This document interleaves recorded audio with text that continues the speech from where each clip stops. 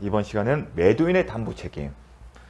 아마 이것도 이해하기에 처음 공부를 하신 분들은 좀 이해하는 게 쉽지 않을 수도 있습니다. 일단 담보 책임은 유형을 알아야 돼요. 담보 책임은 이제 하나하나씩 살펴보기 전에 큰 틀에서 어떠한 유형이 있는지를 보겠습니다. 먼저 타인 권리 매매. 즉 매매 계약을 체결했는데 목적물의 소유권이 매도인에게 있지 않고 제3자에게 있을 때 이미 저희가 여러 번에 걸쳐서 배웠습니다. 권리의 일부가 목적물의 소유권이 전체가 아니라 권리의 일부가 타인에게 있는 경우. 그렇죠. 그 다음에 수량 부족.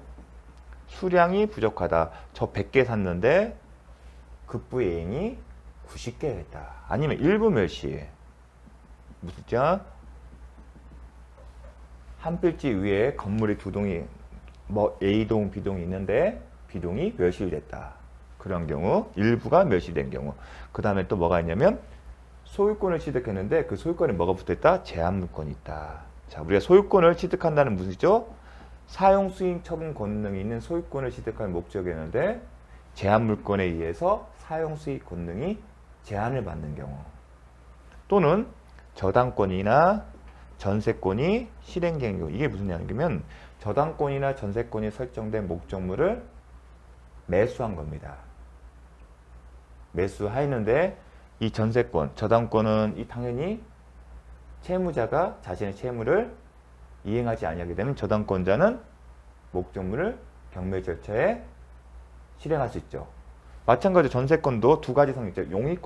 용의물권적 권능과 담보물권적 권능이 있는데 전세권의 존속기간이 만료되거나 아니면 해지나 아니면 소멸청구나 소멸통고에 의해서 전세권 설정 계약이 만료가 되면 용의물권적 권능은 어떻게 된다? 소멸되고 오로지 담보물권적 권능만 남아있고, 그러한 경우에 경매를 청구할 수 있다. 즉 경매가 실행이 돼서 목적물의 소유권을 취득할 수 없는 경우, 아니면 취득한 소유권을 상실한 경우. 왜냐하면 저당권, 전세권이 이후에 물권자는 대항할 수 없거든요.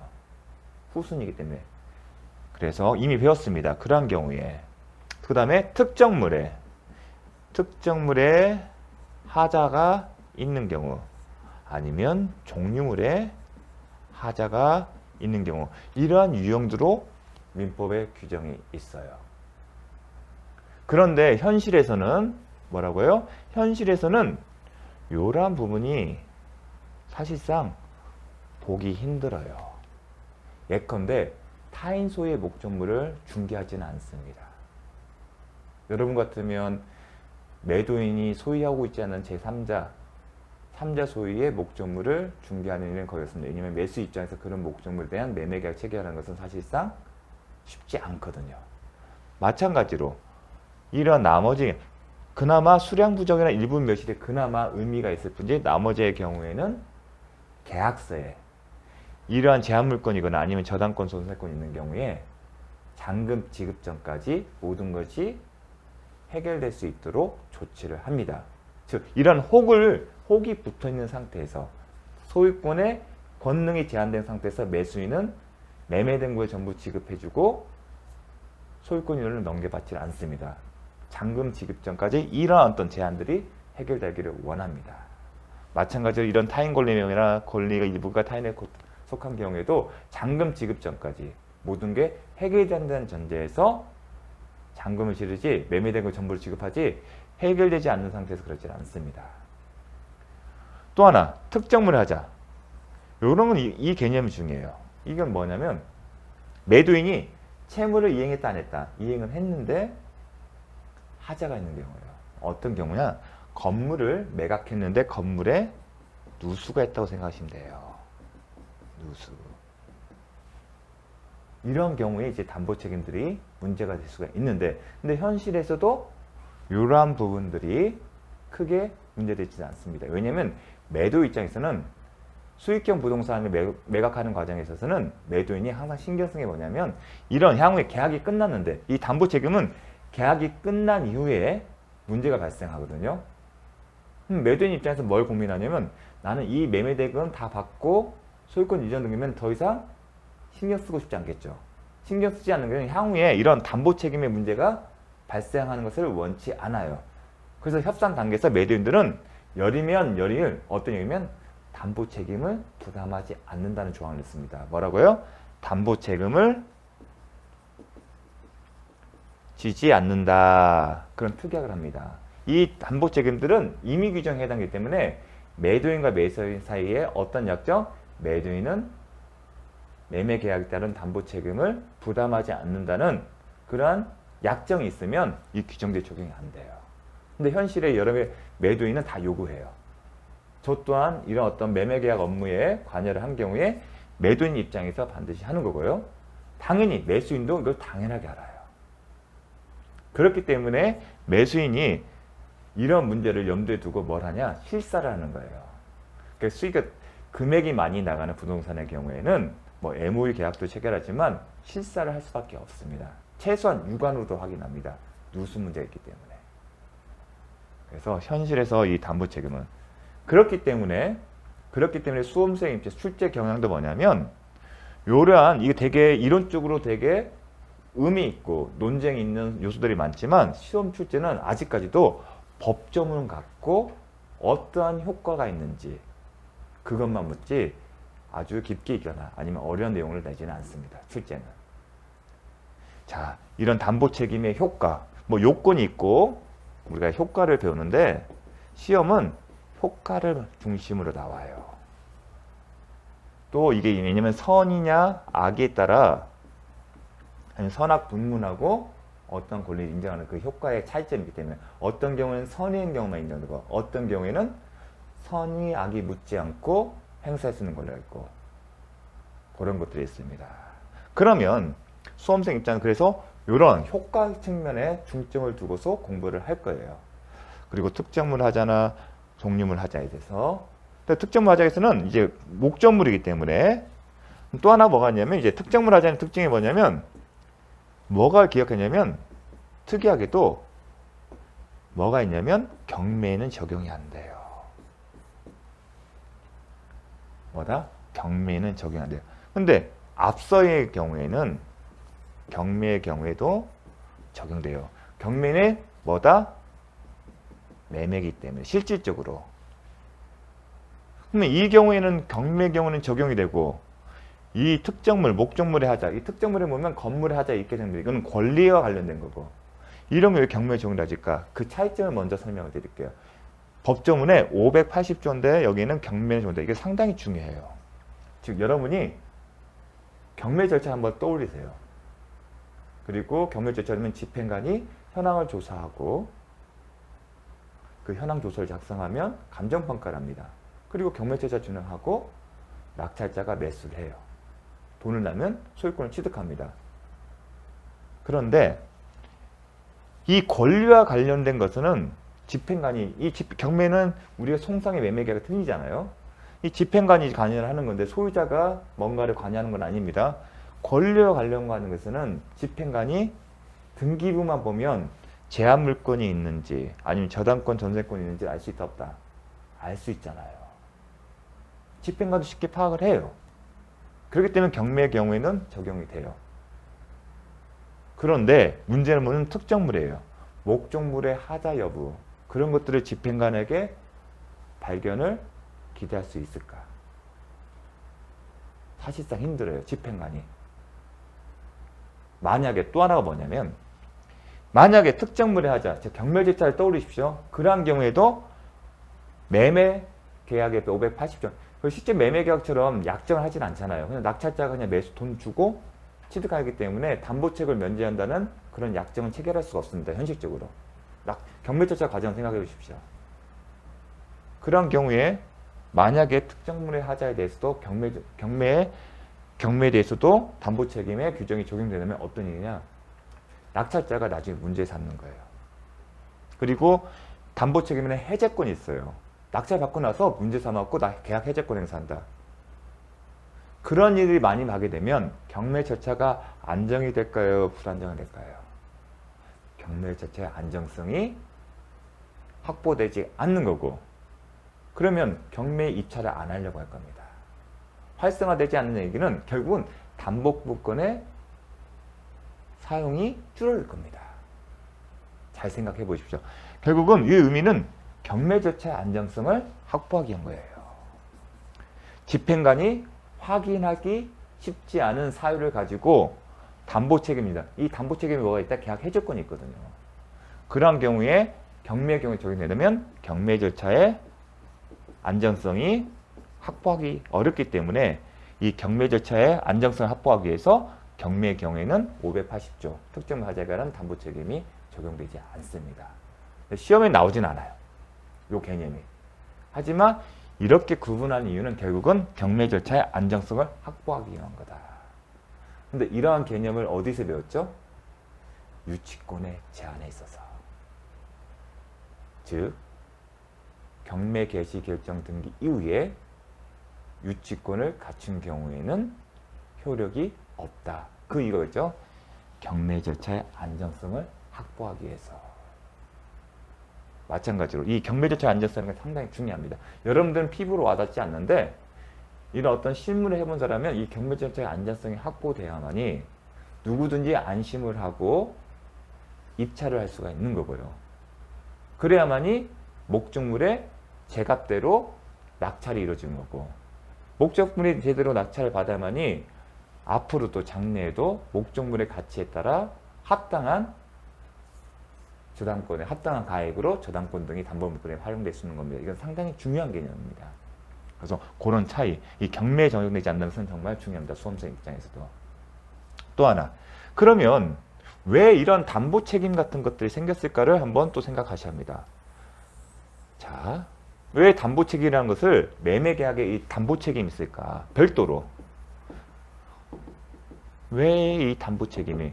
이건 누가? 매수인이. 누가요? 매수인이 누구를 상대로? 매도인을 상대로 하는 거예요. 권리부지수단이에요.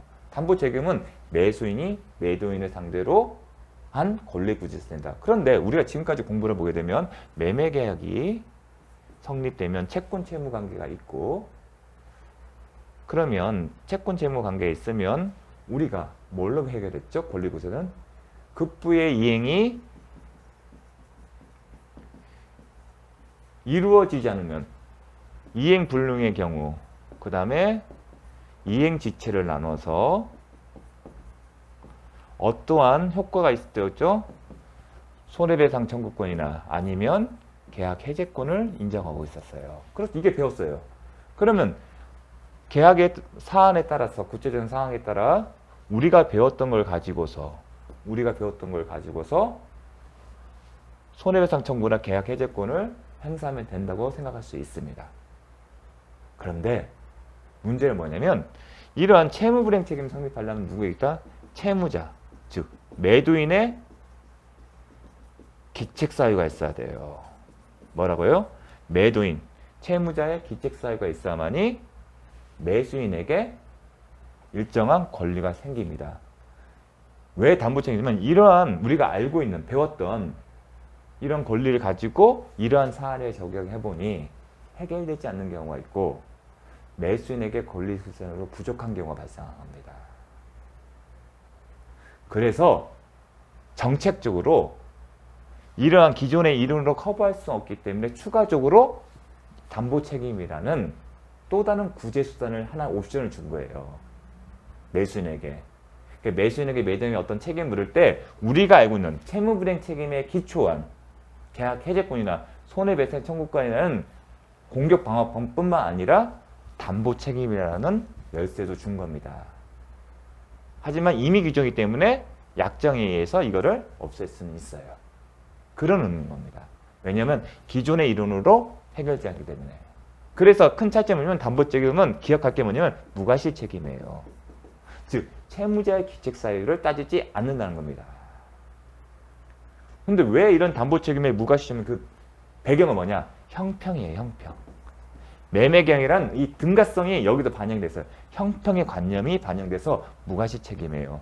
왜 다른 계약에서도 이러한 수단을 가지고도 매매 계약이 아닌, 계약에는 총 15가지가 있는데, 정형적 계약이 있는데 오직 매매 계약 같은 유상 계약에 대해서만, 이게 매매 계약에 대해서 대표적인 거고, 이러한 담보 책임은 다른 유상 계약에도 준용돼요.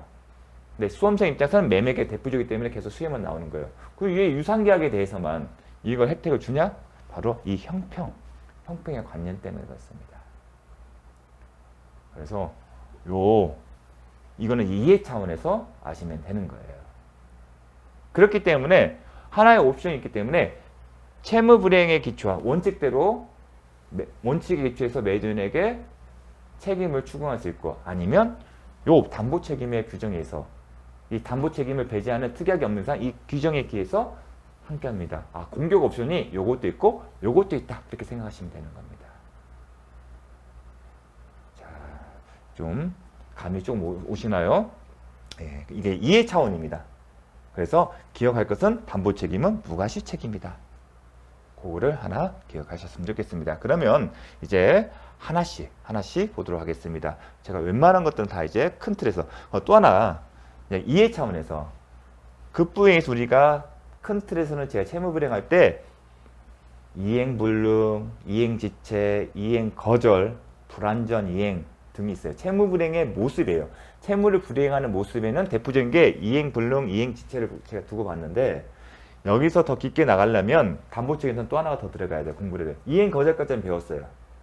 불완전이에요. 자, 특정물에 하자, 예를 들게 건물에 목적물을 이행을 했어요. 점유를 넘겨줬어요. 이행했잖아요. 그게 이행지체입니까? 이행지체는 이행이 가능한데 이행을 안 한 거예요. 이행불능은요, 이행을 할 수 없는 거예요. 이 두 가지 개념에 들어갑니까? 안 들어가요. 건물을 넘겨줬는데 이행을 했잖아요. 하지만 그 이행 자체가 완전하지 못하기 때문에 불완전 이행을 전제하는 겁니다. 그런데 수험생 입장에서는 거기까지 알 필요는 없어요. 담보 책임에 있어서 이 파트를 묻지는 않거든요.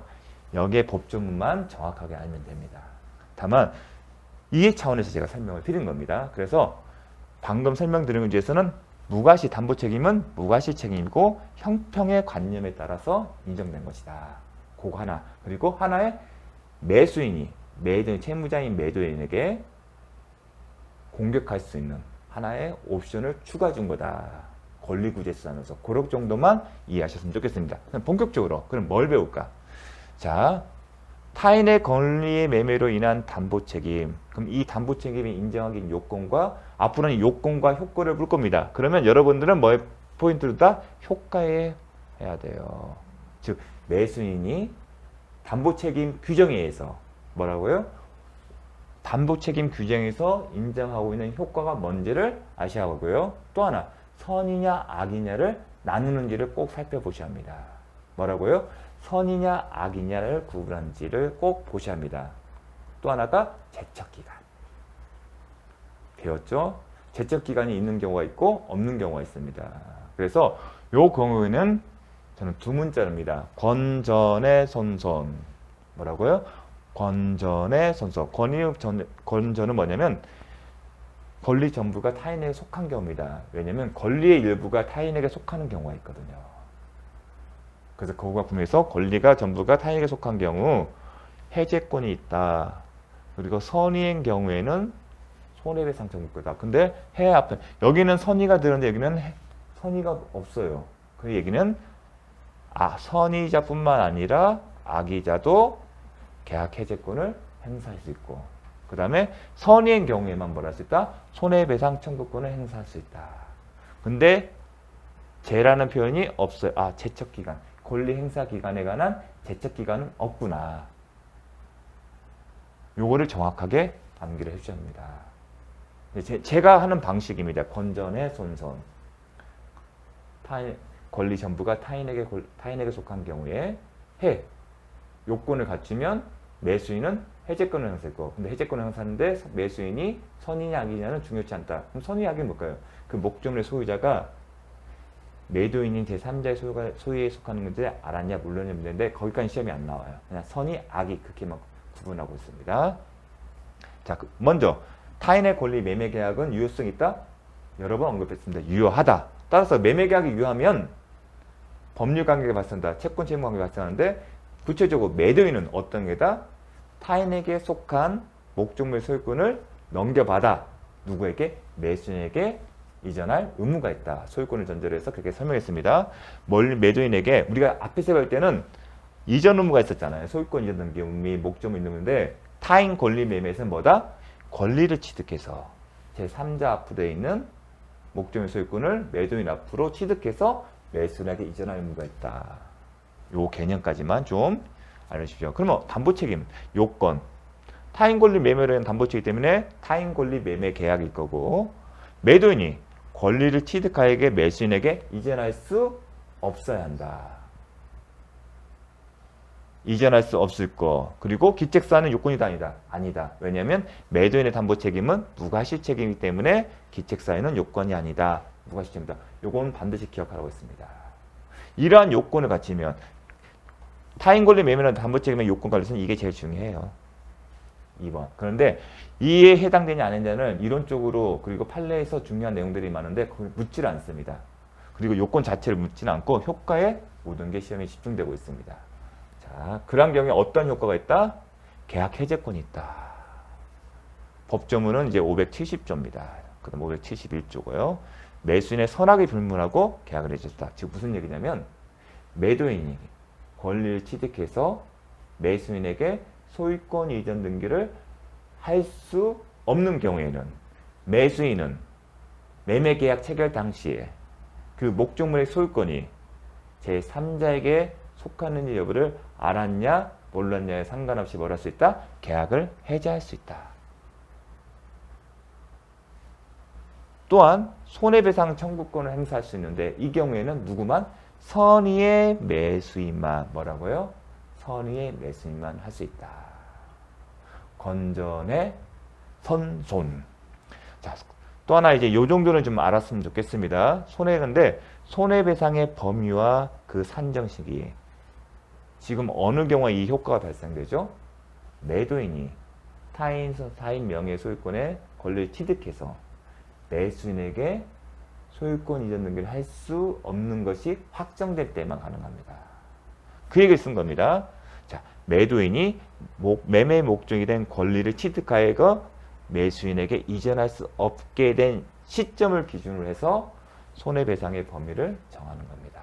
요 개념을 알아주세요. 당연한 거잖아요. 타인 권리 매매가 권리 취득해서 넘겨줘야 하는 건데 그게 불가능하면 그 시점을 기준해서 손해를 배상한다. 그러면 매수인에게 이전할 수 없게 된 때라서 구체적인 사례가 뭘까?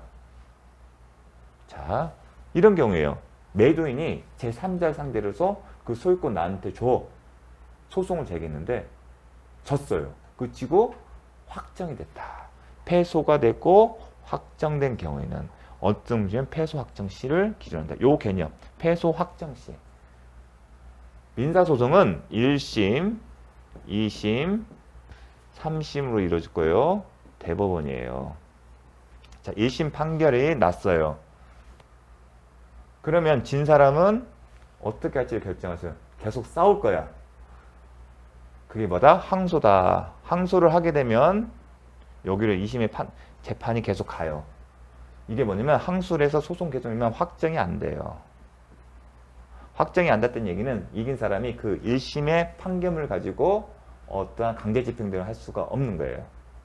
만약에 이 사람이 항소를 안 하게 되면 그 순간 판결은 더 이상 다툼이 없는 거잖아요. 항소를 하지 않는 것은 더 이상 분쟁이 계속 가는 게 아니라 끝나는 거예요. 그게 확정이라고 해요. 확정이 되면 승소한 사람은 그 판결을 가지고서 강제 집행을 할 수가 있는 겁니다. 그래서 강제 집행의 개념을 하려면 그 판결의 확정인지 아니면 확정되지 않는 건지가 중요합니다. 이제 가집행이라는 표현도 있는데 그건 알 필요는 없습니다. 확정된 경우가 이전할 수 없게 된다. 이 개념을 알아주십시오. 따라서 이행불능이 된 시점의 시가가 손해배상의 범위가 기준이 된다. 이걸 이행이 상당이다. 취득해서 넘겨줘야 하는데 그걸 못하면 그게 불가능한 시점 상당의 시가가 될 겁니다. 요 개념까지. 요 표현은 한번 출제가 됐습니다. 요 표현은 출제가 됐어요. 하지만 요 표현이 시험에 자주 나오는 것은 아닙니다. 근데 요거만큼은 정확하게 참고로 알아주시고요. 권리를 취득해서 넘겨주니까 불가능하면 목적물 대신에 뭘 준다? 돈을 준다. 그렇게 생각하시면 됩니다. 자, 권리 행사 기간, 제적 기간 없다. 없다. 제한이 없다. 권전의 손선. 이렇게 시험장에 들어가기 전에 반드시 봐야 할 파트 이거예요. 이런 것들은 이제 두 문자 잘 준비하셨다가 꼭 시험 보기 전까지 살펴보실 걸 권해드립니다. 다음은 권리에 뭐가요? 일부가, 앞에는 전부 있지만 일부가 타인에게 속하는 경우 권일대 선해, 권일대 선해 선손제, 권일대 전 이렇게 옵니다. 권일대 선해 선손제, 권일대 선해 선손제. 권리 일부가 타인에 속하는 대. 앞에는 해제권 손해배상 정보권 해소는 맺는데 대가 들어갔어요. 대가 뭐냐? 대금 감액이에요. 보통의 경우는 등가성이라는 목적물이 이만큼 있으니까 거기에 비례해서 이만큼의 매매대금을 주는 건데 권리 일부가 타인에게 속하면 가져오는 것이 줄어들잖아요. 줄어든 만큼 그 대가로 지급된 매매대금도 줄어들어야 한다. 그게 등가성의 개념으로 생각됩니다. 그래서 그거에 관한 게 대금 감액이에요. 네, 대금 감액에는 선, 악 그런 표현이 있습니까? 없습니까? 없잖아요. 그러면 선의 매수인뿐만 아니라 악의의 매수인도 대금 감액 청구권을 행사할 수 있다. 이만큼에 대해서 1,000원을 줬는데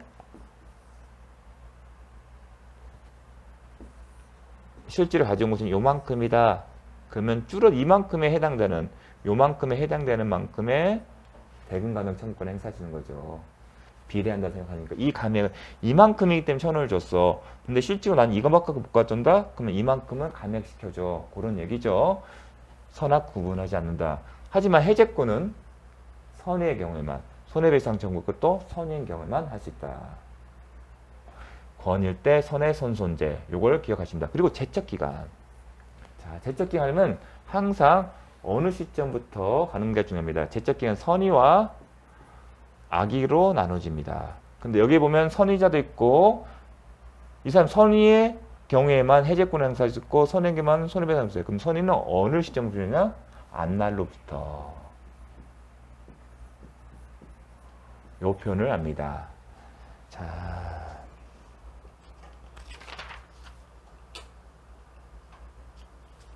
자, 사실을 안날로부터 한다는 걸 배우십니다. 선의의 경우는 항상 안날로부터.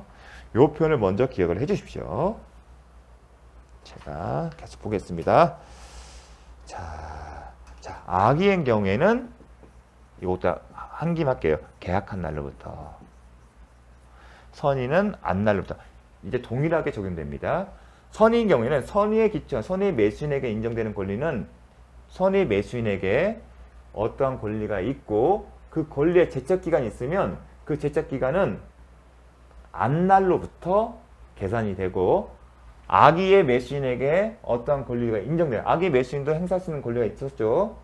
그리고 그러한 악의 매수인 취득한 권리에 대해서 제척기간이 있으면 그 기간은 어때요? 계약한 날로부터. 요거 하나는 잘 알아주십시오. 자, 법조문에 이렇게 썼습니다. 매매 목적이 된 권리의 일부가 타인에게 속함으로 인하여 타인에게 속했으면 취득해서 넘겨줘야죠. 하지만 그 권리 취득하여 이전할 수 없는데 타인에게 속하 있으면 그걸 취득해서 넘겨주는 게 이전할 수 없는 때는 선악 불문하고 매수인은 그 부분의 비율로 대금 감액을 청구할 수 있다. 선악 불문. 법조문에 이 표현이 없지만 뒤에 나와 있는 다른 조항과의 관계에 비추었을 때 선악을 불문하고 있습니다. 또 잔존한 부분, 나머지 부분만으로 이 나머지 부분만이었으면 매수인이 이를 매수하지 아니했을 때는 요 표현이 나오지는 않아요.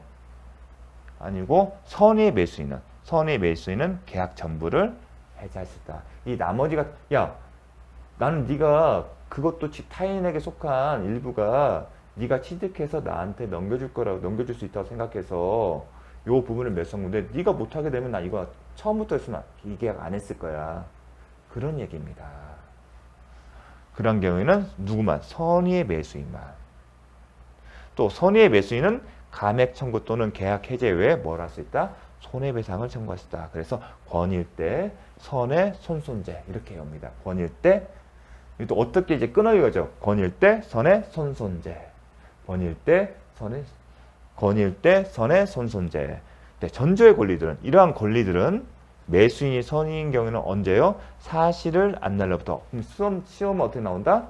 계약한 날로부터. 선이면 안 날로부터 더 보호를 해줘야죠. 계약한 날로부터 그러면 더 짧아지겠죠. 안 날로부터 그러면 더 길어진 겁니다. 사실상 악의인 경우에는 계약한 날로부터 언제? 1년 내에 행사한다. 1년 자체를 묻지는 않아요. 시험은 사실을 안 날이냐 아니면 계약한 날이냐 이걸 묻습니다. 이게 출제 포인트입니다. 잠시 쉬었다가 계속 살펴보도록 하겠습니다.